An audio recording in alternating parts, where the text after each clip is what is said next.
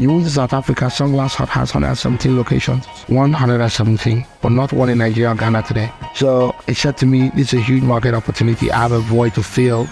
I'd have to wait for the big boys to come do it. Why can't I do it like the big boys? So that is what you see today. So if you walk into a store, in terms of store decor, inventory, customer service, I try to top whatever they're doing in the US, UK, because it's not only that it's a Nigerian brand owned by Nigerian, but then I wanted to compete at a global level. Hello everyone, welcome to another episode of Founders Uncovered Africa. We're here with Akin, aka Glass Baron himself. Akin is the founder of House of Lunettes. Akin, thank you so much for being here with us. Thanks for having me. Yeah, I know you've been in the tech space heavy, and you've just been an entrepreneur, over the last decade. I just wanted to just touch through your journey before. So yes, moving up to Washington State for work, I was in Aberdeen as a process engineer.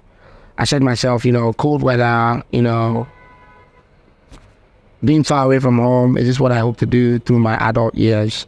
So, worked that job, moved on to other opportunities, worked on Microsoft briefly, Chrysler, and then went into the consulting world. I worked for Deloitte and KPMG, had some remarkable accomplishments. And then at some point I said, I previously tried my hands on a startup in Nigeria doing tech, Yellow Pages. It was called whereyouday.com.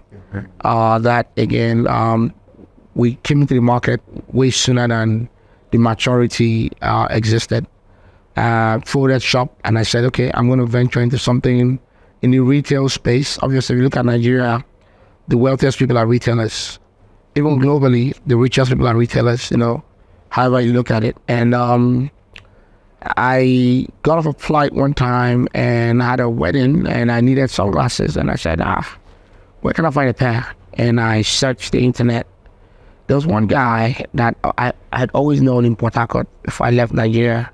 It was called Luomo, and I used to walk in there. My dad used to go buy from him, but it was really impressive in terms of the floor plan, the layout. So getting to the US, walking to Sunglass Hut, Solstice, some of the other bigger retailers, I said nobody's doing anything comparable. Mm-hmm. I did market research, found out, okay, you can find 3 here, 4 there, but nobody had a full establishment, wall to wall, selling authentic premium glasses. And did my first procurement, went into the gray market, buying from retailers in the US, maybe $40 here for one pair, $50 here for another pair, shipping it in boxes. My mom's house in Port Harcourt was my warehouse.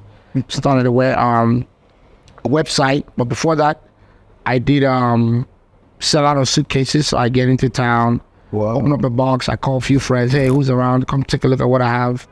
And people were rushing this thing like pure water. And I said, wow, okay, there's a deep market need. And from my website, founded the kiosk at the airport, and then slowly built a couple more brick and mortar locations.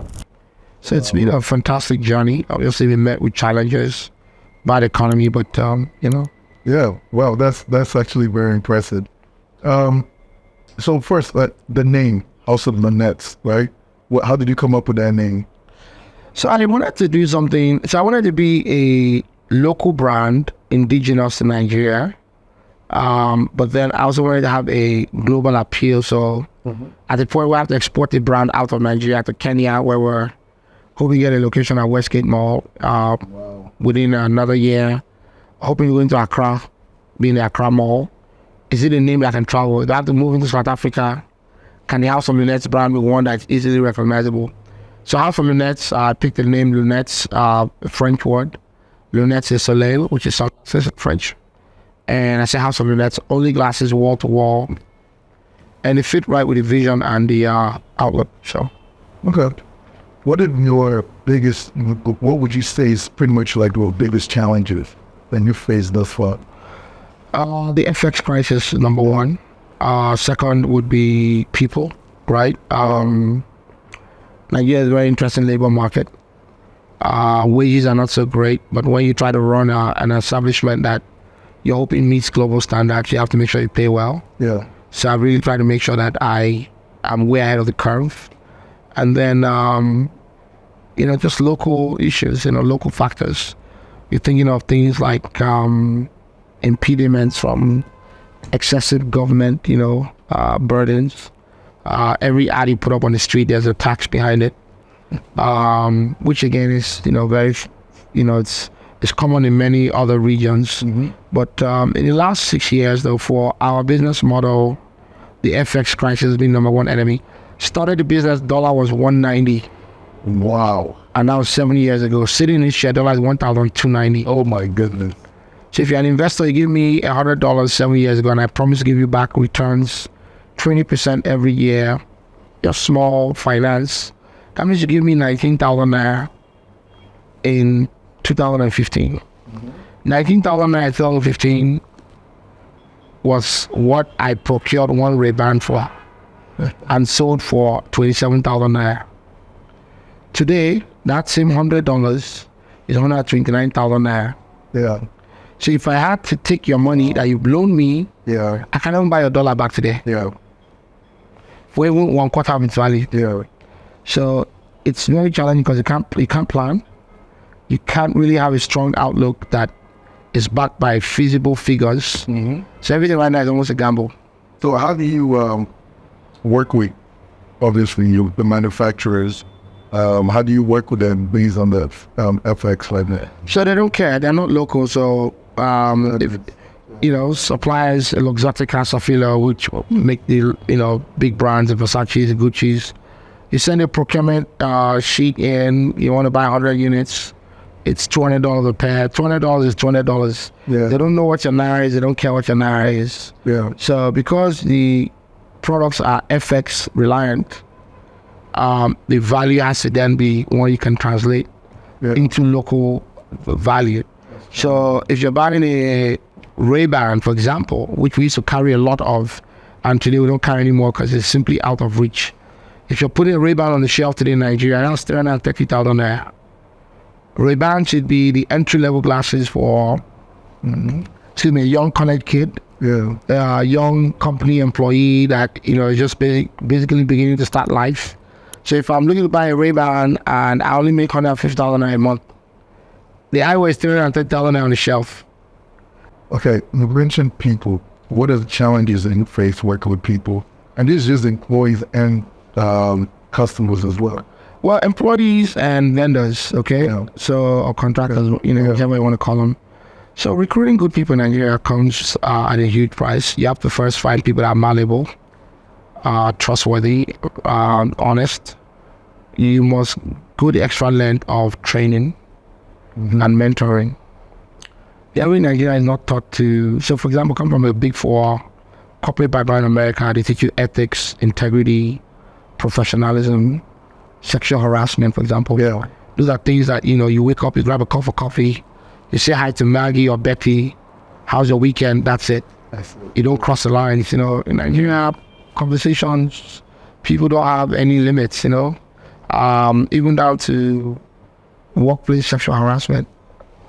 I see a lady with a big bum in an office in Nigeria. It's almost okay to give her praises every day. This is your bum now. Wow. In America, in other countries, you're going to get fired, So you don't have to then train, mentor, and become sort of a career counselor. Yeah. With teaching them right from wrong. Yeah. And I think once you've done that, many would, absorb it. Others, won't just be able to keep up. And you just have to, cycle them out. But training is a big piece. You touched training. There's something that we were talking about before the camera started rolling. How do you educate your staff in the process of the art of selling an eyewear? So if a new staff comes in, we have a manual. We teach them about the glasses, the origin, the manufacturers, materials used, countries of manufacture. Wow. So for example, Ray-Ban, which I touched on, used to only manufacture in Italy. Yeah. But Ray-Ban got acquired by a company called Luxottica. Luxottica has manufacturing sites in China. So rather than manufacture high cost in Italy, there's a certain production that happens in China. So today, customers walking like, why is my Ray-Ban saying made in China? Because of globalization, they've found out that even some Chinese factories manufacture the higher quality and others in Europe or the UK or even the US. So we have to teach our staff that, because when customers come in, is that, doubting the authenticity, they have to have this superior knowledge to educate the customer. Yeah, one thing that I thought was really impressive that we're talking about earlier was, how do you understand the length of the glass, right? The nose length, the width itself, and really understanding that based on what customers want. Sure. Maybe we could just touch a little bit. Yeah, so a few things. So part of training staff, we teach them about face shapes: oval, round, square, or heart. And your face shape determines the style or the shape of glasses you should purchase. There are a lot of customers say, "Oh, I like this one," but we tell you it doesn't fit you right. It's what I've always wanted, but you've been wearing the wrong thing. Yeah. So we then go the extra mile of educating the customer. At the point where we do that, there are equally things to look out for, which would then be the size of the glasses. Yeah. So because you like a pair of shoes and they're size 7 and you're a size 9, does not mean they're your size. Yeah.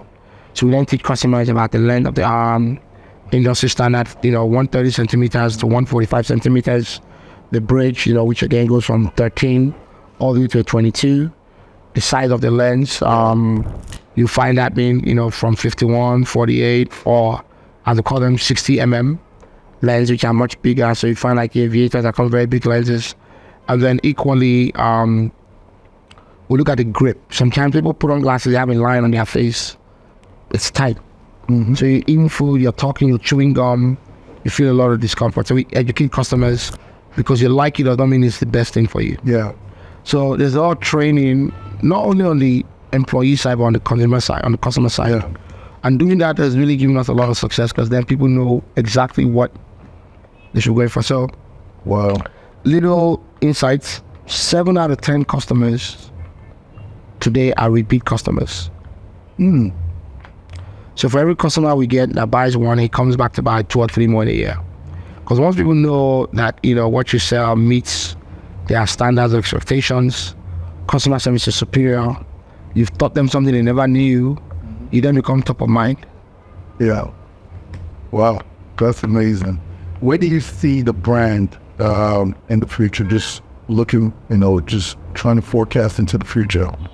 Where do you see House of Lunettes? So, just given the FX challenges, my goal was to scale aggressively, which we did. We went up to about 12 locations 3 years ago. I've cut it down to about 6. So we lost about 50% of our outlets. It's very painful closing the store, because like almost killing a child. Yeah. But you make mistakes, you learn. Some of it wasn't, poor decision making from a business point of view. It was just environmental factors. Yeah. For example, the location in Kano, we're at the ShopRite Mall. ShopRite just closed business last week. Yeah. In a mall that was already struggling. Before ShopRite closed completely, we quickly found out that there was a terrorist attack at the mall that discouraged a lot of customers, high net worth, from going to the mall. This was in 2013, 2014. Yeah. So Nigeria is just playing a very unique set of challenges. As a business owner, you can't almost predict. Yeah. And because these factors are ones that you can't control, you always have to find workarounds. Yeah. Beachfront location, we open December, it gets busy, there are concerts. By January, the holiday crowd goes down. February, the rainy season picks up. It starts to rain on the beach, nobody goes to the beach. So February, March, April, May, June, there's almost no business. If you've never owned a storefront on the beach, you don't know these things. Yeah. It rains more on the beach Yeah. than on dry land. Equally, owning a beachfront property, people don't know this. There's a lot of corrosion you have to deal with. Rust from salt. So your products, you have to cycle them out every 2-3 months. Because just being close to the beach, there's a lot of exposure to salt that damages inventory. So these gold bars at our beach store actually have corrosion. Wow. So it's just so many things that come at you. So it's a very, very interesting business model. Yeah. Wow. What is your hope for the brand? I want to scale beyond Nigeria. So make regional penetration in Ghana, Cote d'Ivoire, Senegal, Cameroon, ideally Kenya, which I mentioned, push upwards into southern part of Africa. I'll give you some insights. Sunglass Hut, which is obviously the largest eyewear retailer globally, used to have stores in Accra. They have a huge population of diplomats, multinationals, so they felt it was smart business to open.